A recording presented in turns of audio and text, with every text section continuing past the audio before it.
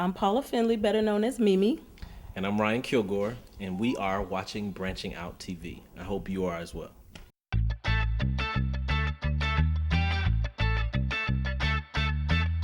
I'm Dottie Peoples, and you're watching Branching Out. Hi everyone, I'm Gloria Govan from Bass Wives LA, and you just caught me on Branching Out. Hi, we're the Braxtons, and you're watching Branching Out. You are watching Branching Out.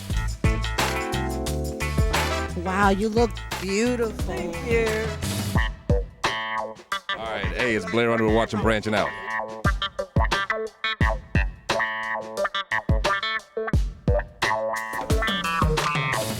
So that Bobby Jones and I'm branching out for real. And it's a beautiful thing. Branch now. And I'm just excited to be back to celebrate the 20th anniversary. Hi, my name is Paula Finley, better known as Mimi. I'm here. I have the opportunity to interview my son, Ryan Kilgore. He's fresh off of the Songs in the Key of Life tour with Stevie Wonder. And I'm so happy that he's home for a short time just to have a little sit down, have a little talk. And here he is. How was the tour? The tour was fun. We got a chance to do this was the second leg of the tour. So we got a chance to kind of, repeat what we did here in Atlanta back in November. And just a great opportunity to be featured several times throughout the show. So I was excited to continue my journey with Mr. Stevie Wonder. Did you tell him I said hello? I did, actually. And he Good. says hello back. Good. Well, I know you're excited too about about your upcoming album release, Just Walk. But I just wanted to ask a question. What made you name your album Just Walk? Well, as you know, back in 2006, leaving my job, I know everybody was kind of looking at me crazy and sideways, but I don't know if you remember me telling you I had to kind of take a little sabbatical, and I was like, Mom, if I don't answer my phone for like a couple weeks, like don't trip, and that kind of thing. But it was just that time that I got a chance to kind of deal with my spirituality and just wanting to be a professional musician and walk and use my faith more so than just have it. And it just kind of during that time frame, I think he dealt with me on many different levels, not just the first record, but even with this record, because it still kind of all stems from that time period of me saying, okay, I'm gonna try to do this full time and go from there. So Just Walk was kind of like the culmination of my faith and walking by faith and not by sight and that kind of thing. So it's just like, hey man, if our only requirement is to walk, then why don't I just walk? Okay, well that kind of explains that. Who is your inspiration though? I have a couple people. There's several people in my life. Initially, Granddad, with just how he would support me. There were times when we had assemblies and I didn't know I had to play for an assembly in some kind of way, and I'm still trying to figure this out because they would come and get us out of this class and say, hey, I know you weren't supposed to do this today, but can you come play the national anthem? And then when I would finish playing, I would see Granddad standing in the back of the corner, and I'd be like, how did he know that I was supposed to be playing this morning? So I really think he had like some in with the band directors or somebody kind of thing. But I just remember him, I could play the same song 10 times, and he would give a standing ovation every single time as if it was the very first time. So that was beautiful to have that. Jonathan Kilgore, of course, our cousin, he was another big influence. He would take time to kind of show me stuff and talk to me about music and introduce me to other horn players and things like that. So between those two, I think, are some of my immediate influences or inspiration.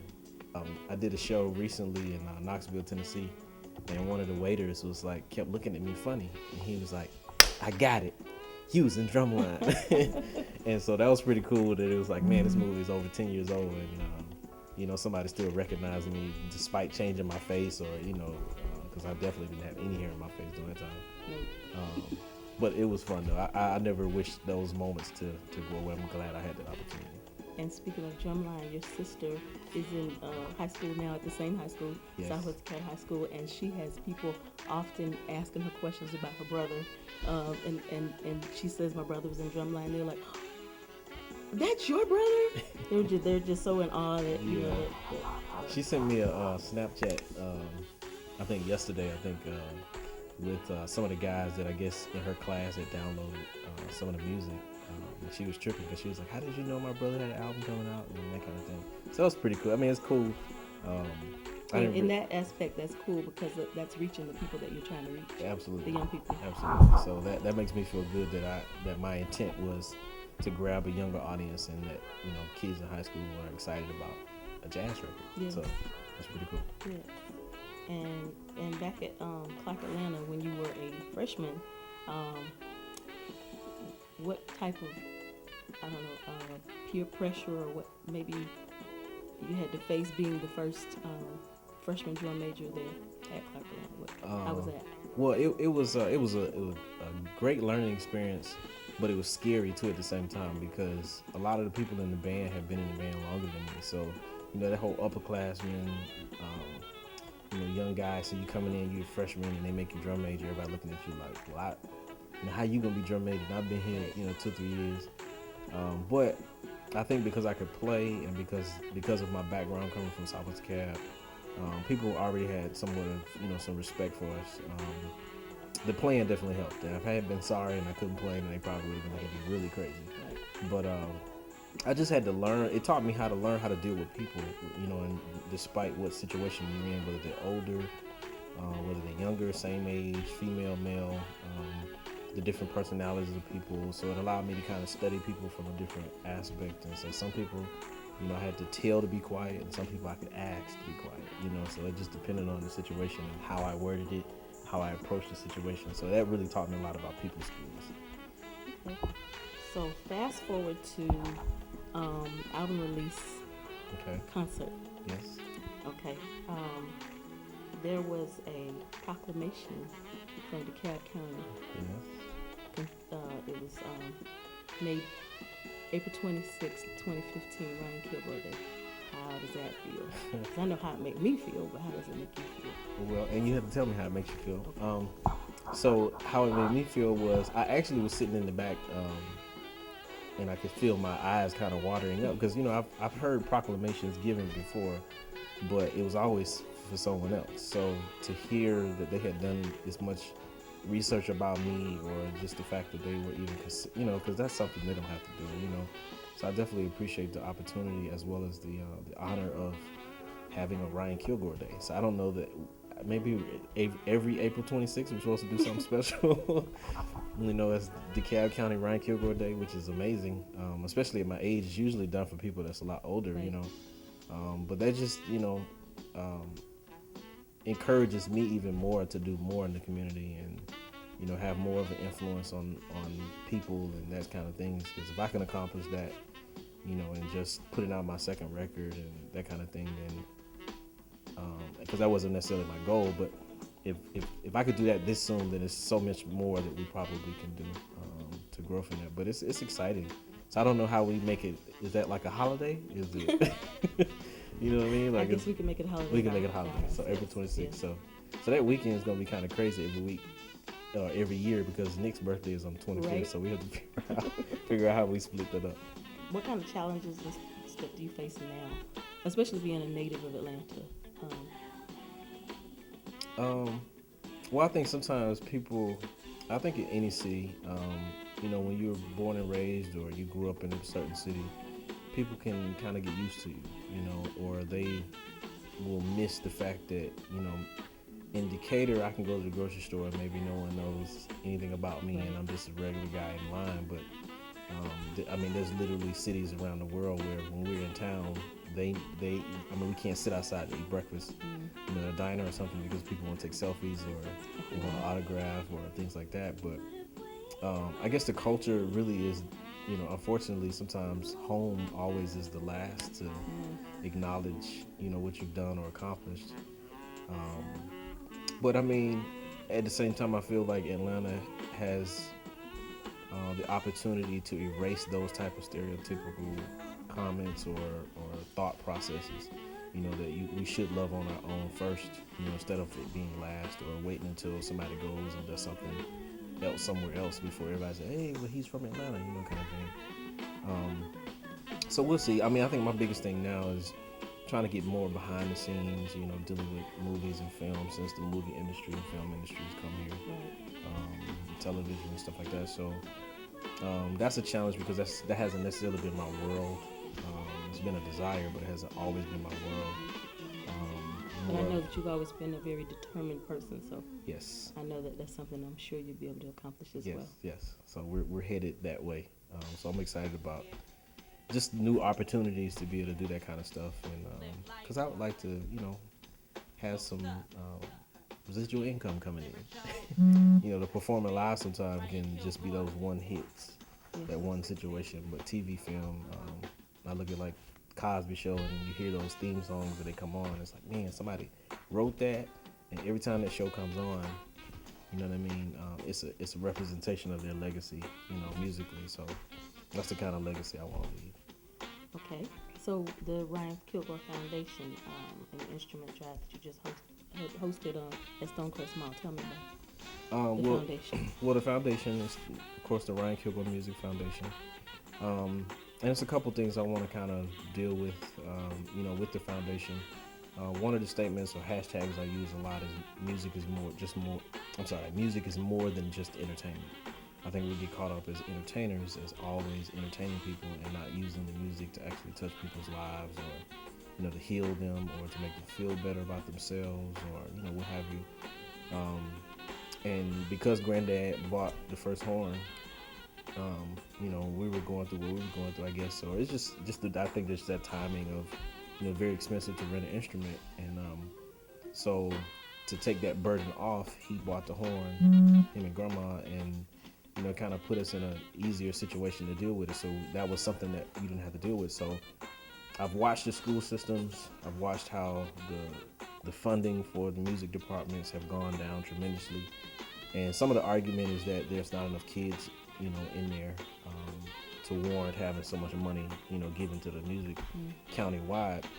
But my argument is that one of the reasons why it's not enough kids is because it's not enough instruments, and I think if the children had more opportunity to choose or had more options, they would be a little bit more interested, as well as trying to help change the curriculum for the arts and music as well to make it more engaging. I think some of the curriculum that they're still using is like in the early 1960s, 70s, and it's like these kids now, they don't want a rattle. They want an iPad. They want, you know what I mean? They want, the technology has taken over from that stance, so they don't know anything about chalkboards and those kinds of things. So if the curriculum could be a little bit more engaging and they had instruments and it was just kind of treated more as, some people were born to play music, some people were born to paint, some people were born to dance, and you can't make them feel like we're an extracurricular activity, I'm not extra because you need me to survive. You need these people to survive, and we got to treat them just as special as we do the scientist or the police officer or the president or whoever, because all of us use music and the arts to kind of grow ourselves emotionally, mentally, physically, all those things. So that's kind of the foundation, just bringing awareness, of keeping music and the arts in our communities, how important it is to give our children opportunities to stay out of the streets. And, I can be proud to say I've never been arrested. I've never, even been close to being locked up because I always had something to do. And so I appreciate you for, allowing me to have those opportunities to travel and see the world and do those things even at a young age. Because of it. So that's my fight against, I guess, what's going on in the society, is to use the foundation as a way to kind of, give them something else to do and spend time doing something proactive and productive. Where can people donate for the foundation? Well, they can go to gilgoremusic.com and email us there and just kind of correspond. And we just started this whole movement with everything. So that's the best place to reach us, gilgoremusic.com, and as well as through social media and all that kind of stuff. Okay. Ryan, I'm very proud of everything that you've accomplished so far. Thank you. And I know that God has a whole lot more for you. So you just walk. Thank you. I appreciate that. And I'm excited that you were here to do this interview with me. You're welcome. Thank you. Thank